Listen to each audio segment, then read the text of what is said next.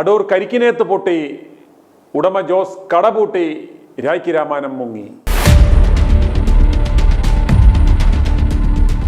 കടുത്ത സാമ്പത്തിക ബാധ്യതകളെ തുടർന്ന് അടൂരിലെ പ്രമുഖ വസ്ത്രവ്യാപാര സ്ഥാപനമായ കരിക്കിനേത്ത് സിൽക്ക് ഗലേറിയ രായ്ക്ക് രാമാനം പൊട്ടി ഉടമ കരിക്കിനേത്ത് ജോസ് കടന്നു കളഞ്ഞു.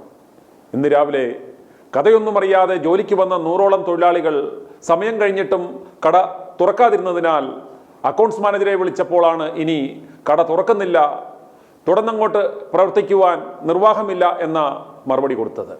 എന്നാൽ ഇത് ഞായറാഴ്ചയെങ്കിലും തങ്ങളെ അറിയിച്ചിരുന്നുവെങ്കിൽ രാവിലെ വരില്ലായിരുന്നല്ലോ എന്ന് ജീവനക്കാർ ചോദിച്ചപ്പോൾ അതിന് ഉത്തരമില്ലായിരുന്നു.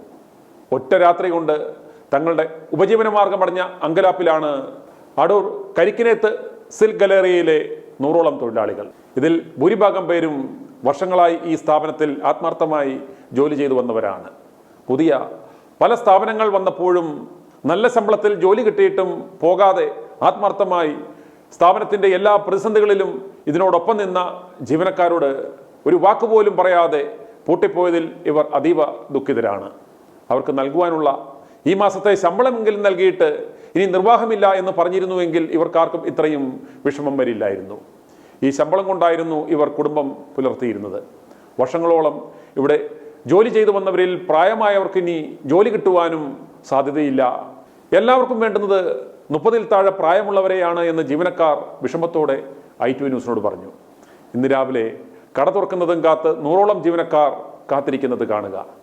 9 മണി കഴിഞ്ഞിട്ടും കട തുറക്കാതെ വന്നപ്പോഴാണ് ജീവനക്കാർ i2 ന്യൂസിൽ ഈ കാര്യം വിളിച്ചറിയിച്ചത്.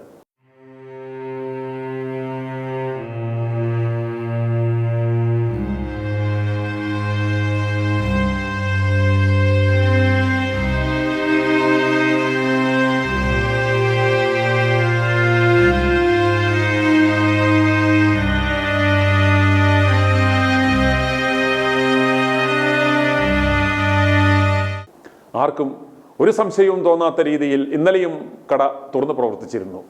രാത്രി നിരവധി ലോറികളിലായി കടയിലുണ്ടായിരുന്ന സ്റ്റോക്കുകൾ മുഴുവൻ ജോസ് കടത്തിക്കൊണ്ടുപോയി എന്നാണ് വിവരം.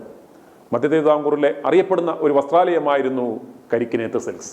ഓർത്തഡോക്സ് സഭാംഗവും കൈപ്പട്ടൂർ ഇടവാംഗവുമായ ജോസ് കരിക്കിനേത്തിൻ്റെ ഉടമസ്ഥതയിലുള്ളതായിരുന്നു അടൂർ കരിക്കിനേത്ത് സിൽക്ക് ഗലേറിയ. ജോസിൻ്റെ സഹോദരന്മാർക്ക് പത്തനംതിട്ട, അടൂർ, കോട്ടയം, തിരുവല്ല എന്നിവിടങ്ങളിൽ തുണിക്കടകൾ ഉണ്ടായിരുന്നു. ആദ്യ തുണിക്കട ഇവർ കൈപ്പട്ടൂരിൽ ആണ് ആരംഭിച്ചത്. ജോസിൻ്റെ സഹോദരൻ ജോർജിൻ്റേതാണ് പത്തനംതിട്ട കരിക്കിനേത്ത്. ജോസിന് കടുത്ത സാമ്പത്തിക ബാധ്യത വരുവാൻ കാരണം പലതാണ്. ജോസിൻ്റെ കഷ്ടകാലം ആരംഭിക്കുന്നത് 2013-ൽ ഇദ്ദേഹത്തിൻ്റെ സ്ഥാപനത്തിലെ ക്യാഷറായ ബിജുവിനെ ചവിട്ടിക്കൊന്നതോടെയാണ്.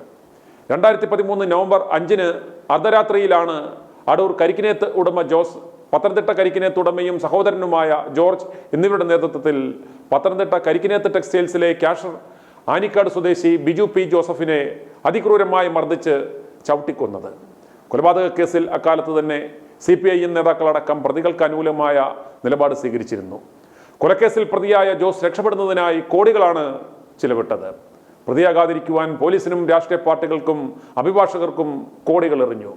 ഈ വിവരം വിവാദമാകാതിരിക്കുവാൻ, വാർത്തയാക്കാതിരിക്കുവാൻ ചെറുതും വലുതുമായ മാധ്യമങ്ങൾക്കെല്ലാം കോടികളുടെ പരസ്യവും വാരിക്കോരി നൽകി. അതുകൊണ്ട് തന്നെ എല്ലാ സംവിധാനങ്ങളും ഈ വാർത്ത മുക്കുവാൻ കരിക്കിനേത്ത് ജോസിനൊപ്പം നിന്നു. എങ്കിലും കരിക്കിനേത്ത് ജോസ് കൊലക്കേസിൽ ജയിലിലായി. പുറത്തിറങ്ങിയിട്ടും ഈ കേസിൽ നിന്നും ഊരുവാൻ കോടികൾ ചെലവഴിച്ചു. കൊല്ലപ്പെട്ട ബിജുവിൻ്റെ സഹോദരൻ സാബുവാണ് ഈ കേസ് ഹൈക്കോടതി വരെ എത്തിച്ച് നിയമപോരാട്ടം നടത്തിയത്. സഹോദരൻ സാബുവിനെയും കുടുംബത്തെയും പണം കൊടുത്ത് വിലക്കെടുക്കുവാൻ ശ്രമിച്ചു, എങ്കിലും അതും പാളിപ്പോയി. ഇതിനിടയ്ക്ക് റിയൽ എസ്റ്റേറ്റ് കച്ചവടത്തിലും ജോസിന് കോടികൾ നഷ്ടമായി. സഹോദരന്മാരുടെ കോട്ടയം, തിരുവല്ല എന്നിവിടങ്ങളിലെ തുണിക്കടകളും പൂട്ടി. കോട്ടയത്ത് ഓർത്തഡോക്സ് സഭയുടെ കെട്ടിടത്തിൽ വർഷങ്ങളോളം വാടക നൽകാത്തതിനെ തുടർന്ന് യുവജന പ്രസ്ഥാനക്കാർ സമരം ചെയ്താണ് വാടക മേടിച്ചതും ഒടുക്കം ഒഴിപ്പിക്കുകയും ചെയ്തത്. ഇതിനിടയ്ക്ക് രക്ഷപ്പെടാനുള്ള അവസാന നടപടി എന്ന നിലയിൽ ദിലീപിനെയും അമല പോളിനെയും ഇറക്കി അടൂരിലെ കട ജോസ് റീലോഞ്ച് ചെയ്തെങ്കിലും നടീനടന്മാർക്ക് കോടികൾ കൊടുത്തു എന്നതല്ലാതെ കച്ചവടമൊന്നും പുരോഗമിച്ചില്ല. ബാധ്യതയും വർദ്ധിച്ചു. കൈപ്പട്ടൂരിലെ വീട് വരെ വിറ്റു. വാടക വീട്ടിലായിരുന്നു ഒടുവിൽ താമസം. തുണി സപ്ലൈ ചെയ്തിരുന്ന മില്ലുടമകൾ നിരന്തരം വന്ന് പ്രശ്നമുണ്ടാക്കുമായിരുന്നു എന്ന് ജീവനക്കാർ പറയുന്നു. അതിലെല്ലാം ഉപരി വസ്ത്രവ്യാപാര രംഗത്ത് മത്സരമേറിയതോടെ ജോസിന് കടം കയറുകയും അതുകൊണ്ട് തന്നെ പിടിച്ചു നിൽക്കുവാൻ സാധിക്കാതെ വരികയും ചെയ്തു. അങ്ങനെ ഒരു ഗതിയും പരഗതിയും ഇല്ലാതെയാണ് ജീവനക്കാരെ പോലും അറിയിക്കാതെ കടപൂട്ടി കരിക്കിനേത് ജോസ് മുങ്ങിയത്. ജോസ് സാമ്പത്തികമായി പൊട്ടിപ്പോയതുകൊണ്ട് ഇനി കാശൊന്നും കിട്ടുവാൻ സാധ്യതയില്ലാത്തതുകൊണ്ട് ചിലപ്പോൾ ഇവിടുത്തെ മാധ്യമങ്ങൾ ഇനിയെങ്കിലും വാർത്ത കൊടുക്കുവാൻ സാധ്യതയുണ്ട്. എന്തായാലും ജീവനക്കാരെല്ലാം ചേർന്ന് പത്തനംതിട്ട പോലീസ് സ്റ്റേഷനിൽ തങ്ങളെ വഞ്ചിച്ചു, കടപൂട്ടി കടന്നു കളഞ്ഞു എന്ന് ചൂണ്ടിക്കാട്ടി പരാതി നൽകുവാൻ ഒരുങ്ങുകയാണ്. അതുകൊണ്ട് വലിയ മെച്ചമൊന്നും ഉണ്ടാകുവാൻ സാധ്യതയില്ല. 100 കണക്കിന് കേസുകളുടെ കൂടെ ഒരെണ്ണം കൂടി, അത്ര തന്നെ. i2i News, an eye for truth.